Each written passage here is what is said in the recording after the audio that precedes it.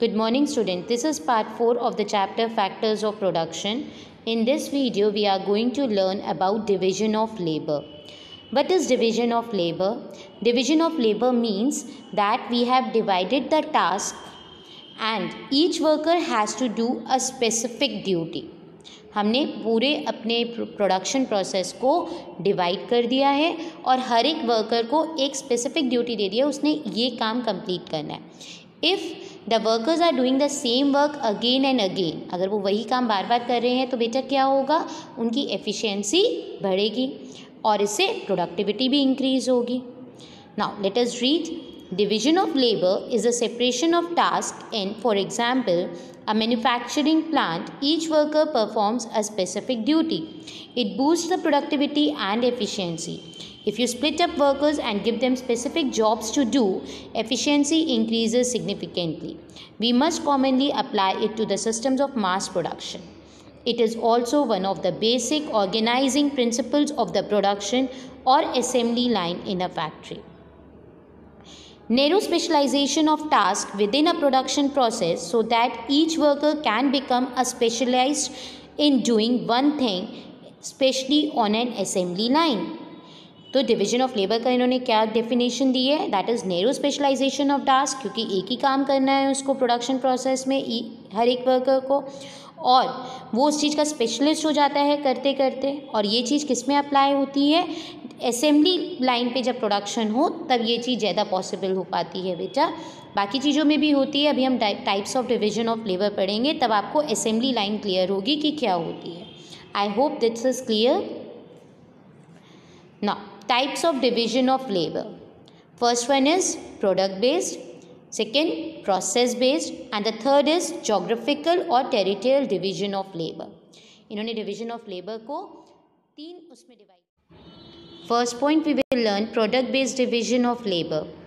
Product based division of labor means बेटा when a labor does the entire process of production of a single good or service himself. जब वो पूरा process of production खुद कर रहा है, ठीक है, गुड्स बनाने के लिए है या सर्विसेज के लिए. फॉर एग्जांपल एक टीचर है, वो सर्विस रेंडर करती है टीचिंग के रिलेटेड, डॉक्टर्स हैं अपनी सर्विसेज दे रहे हैं, ठीक है, या कोई प्रोडक्ट कारपेंटर है, वो कोई टेबल बना रहा है, वो पूरा टेबल खुद बना रहा है, ठीक. That is called product based division of labour. It is clear. Complex और प्रोसेस डिविजन ऑफ लेबर क्या होता है बेटा. In this, the whole work is divided. ठीक है. Each specialized function is undertaken by an individual or a group of individuals. हमने functions को क्या किया है, एक individual person को दे दिया या group of persons को दे दिया. Process division of labor दो parts में divide होता है बेटा, complete process और incomplete process of complex division of labor. Complete process क्या होता है बेटा, in this system the work is divided into parts and sub parts in such a manner so that the product of each part is able to yield a commodity in a complete form for the next process. मतलब हर एक process का मतलब एक part 1, part 2, part 3 एक process type होता है बेटा. फॉर एग्जाम्पल अगर हम क्लॉथ मिल में हैं, ठीक है, वहाँ पे स्पिनिंग होगी, फिर वीविंग होगी, फिर ब्लीच सीजिंग होगी, फिर ब्लीचिंग होगी, तो ये एक एक स्टेप पूरा होगा, उसके बाद वो चीज़ ख़त्म होगी. तो उसको क्या बोलते हैं, complete process of complex division of labour. ठीक है. For example consider the jobs done in a cloth mill where spinning, weaving, sizing, bleaching etcetera are done by different processes and by different workers. सबने अपना अपना काम किया, एक ने spinning करी, स्पिनिंग करके वीविंग में हुआ, in such a way that completely finished cloth is finally made for use. आपका पूरा प्रोडक्ट अब रेडी हो गया. That is complete process of complex division of labor. Incomplete process of complex division of labor क्या होता है बेटा, in this system the work is divided into different process and sub process in such a way that only a part or a component of commodity is produced. यहाँ पे एक particular part produced हो रहा है, ठीक है, मतलब उसके नेक्स्ट पे वो ट्रांसफ़र नहीं हो रहा. जैसे हमने अभी कंप्लीट वाले में पढ़ा था, स्पिनिंग पूरी हो गई तो वो वीविंग सेक्शन में चला गया, उस सेक्शन ने वीविंग करी, ठीक है, तो मतलब यहाँ से जो क्या उसके बाद वो आगे वो यूज़ हो रहा है. ठीक। इनकम्प्लीट में क्या होता है, जैसे एक ऑटोमोबाइल इंडस्ट्री है, कार बनानी है, ठीक है, कार के अलग अलग पार्ट्स बनेंगे, तो इन लोगों ने क्या किया, सब ने अलग अलग पार्ट्स को डिवाइड कर दिया कि हमने ये पार्ट बनाएंगे, हम ये पार्ट बनाएंगे। उसके बाद हमने उन सब पार्ट्स को असेंबल किया, एक के बाद एक प्रोसेस नहीं चला यहाँ पे। इसको बोलते हैं incomplete process of complex division of labour. Since the product produced in one process is not directly passed on to the next process in a complete form, this system is known as incomplete process of complex division of labor. For example, the different parts of an automobile are incomplete parts unless and until they are assembled together to produce the complete part. I hope it is clear. Now, difference between product and process based division of labor. Product based division of labor होता क्या है बेटा, when a labor does the entire process of production of a single good, वो एक ही चीज पे काम कर रहा है पूरा, उसको क्या बोलेंगे, product based division of labour. मैंने क्या बताया, वो पूरा खुद पूरा कर रहा है, ठीक। प्रोसेस बेस्ड में क्या है, when the process of production of a commodity is split up into different operations, हमने उसको डिवाइड कर दिया। Specialisation second basis, product based का क्या क्या है बेटा, here the worker specialise in the production of a commodity और अ सर्विस, वो पर्टिकुलर कमोडिटी या पर्टिकुलर सर्विस देने में स्पेशलाइज्ड है, ठीक। प्रोसेस में क्या होता है, under it the worker specialise in a particular process of production, वो पूरा प्रोडक्शन तो नहीं कर रहा ना, वो पूरे प्रोडक्शन का एक पार्ट कर रहा है, इसलिए इसको क्या बोला गया, पर्टिकुलर प्रोसेस में वो स्पेशलाइज्ड हो जाता है। थर्ड है nature, it is simple. Product based कैसा होता है, सिंपल डिवीजन ऑफ लेबर है क्योंकि वो पूरा एक काम खुद ही कर रहा है। प्रोसेस बेस्ड में क्या हो जाता है, वो कॉम्प्लेक्स हो जाता है। Next use, it is generally found in small enterprises. Product based division of labour small enterprises में होता है बेटा, और process based division of labour large enterprises में होता है। It is generally found in large enterprises like corporate, quasi corporate enterprises. Examples, Indian farmers doing all farm activities with the help of his family members collectively, ये product based division of labor का example है। Process based division of labor, a modern garment factory where one person takes the measurement, another does the cutting, some sew the clothes while a few workers button them up and iron from them, तो वो क्या हो जाएगा, process based, हर एक process के उस पर चल रहा है step. I hope all these points are clear to all of you. Now, horizontal and vertical division of labor. When the process of production is divided between different parts in such a way that the different part of the person can run simultaneously, then it is called horizontal division of labor. The different parts of an automobile can be manufactured simultaneously. यहाँ पे अलग अलग parts manufacture अलग अलग जना कर रहा है साइमल्टेनियसली, उसके बाद हम उसको असेंबल करते हैं, तो वो हॉरिजॉन्टल डिवीजन ऑफ लेबर है, ठीक है। वर्टिकल डिवीजन ऑफ लेबर में क्या होता है बेटा, यहाँ पे स्टेजेस ऑफ प्रोडक्शन से पास होता है, जैसे आपको मैंने बताया स्पिनिंग, वीविंग, तो ये एक के बाद एक स्टेज फॉलो होगी, हम दोनों साथ साथ नहीं कर सकते, ठीक। उसको बोलते हैं vertical division of labour. On the other hand, vertical division of labour is related to the successive stages of production of a commodity. For example, in order to produce cotton textiles, raw cotton has to be transferred into yarn by spinning. Only then the yarn can be woven into clothes. तभी उसके बाद हम उसे cloth बना सकते हैं। तो spinning and weaving दोनों एक साथ नहीं हो सकती। Spinning and weaving cannot be done simultaneously on the same bag of raw cotton. Hence, the division of labor of worker in the cotton textile industry is an example of vertical division of labor. I hope it is clear. Now, international and national division of labor.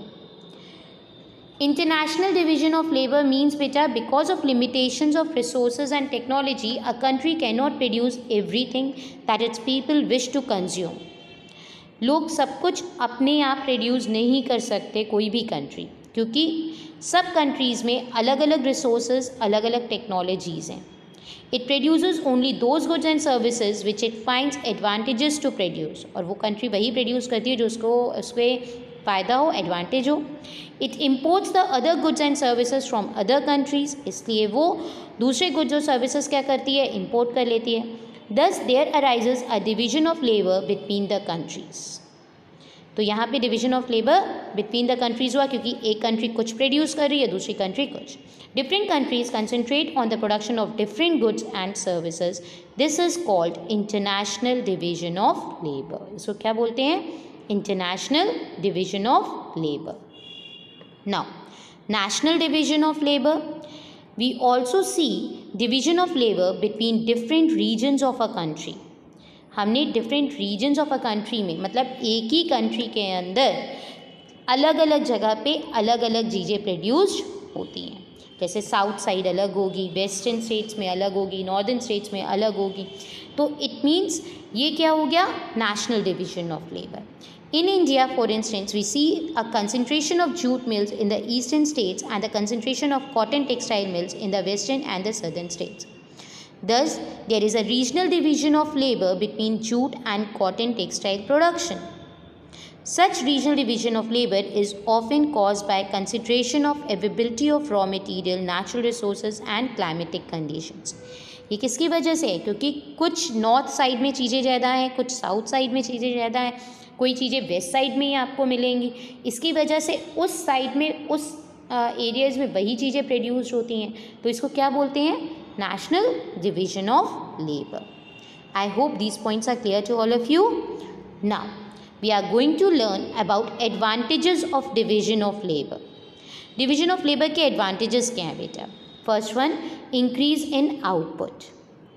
Greater development in the field of industry and commerce has been made possible by division of labor. Division of labor के help से ही development possible हुआ है बेटा। For example, steam engines are manufactured by a large number of persons, each doing a little bit. Steam engine जो manufactured हुआ था वो कई सारे लोगों के हेल्प से हुआ है, सब ने कुछ कुछ काम किया उसमें। It means the total output of steam engine has increased enormously.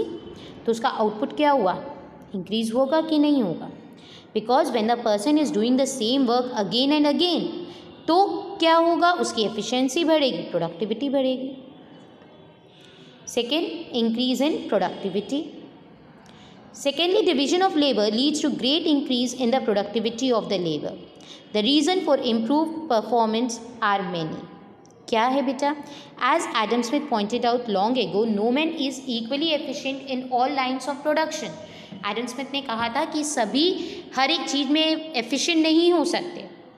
तो अंडर दिस सिस्टम अगर हम डिवीजन ऑफ लेबर अप्लाई कर रहे हैं तो जो जिस चीज़ में एफिशिएंट है उसको वही काम करना है, तो अपने आप उसकी प्रोडक्टिविटी क्या हो जाएगी, बढ़ जाएगी, और ये डिवीजन ऑफ लेबर से ही पॉसिबल होगा।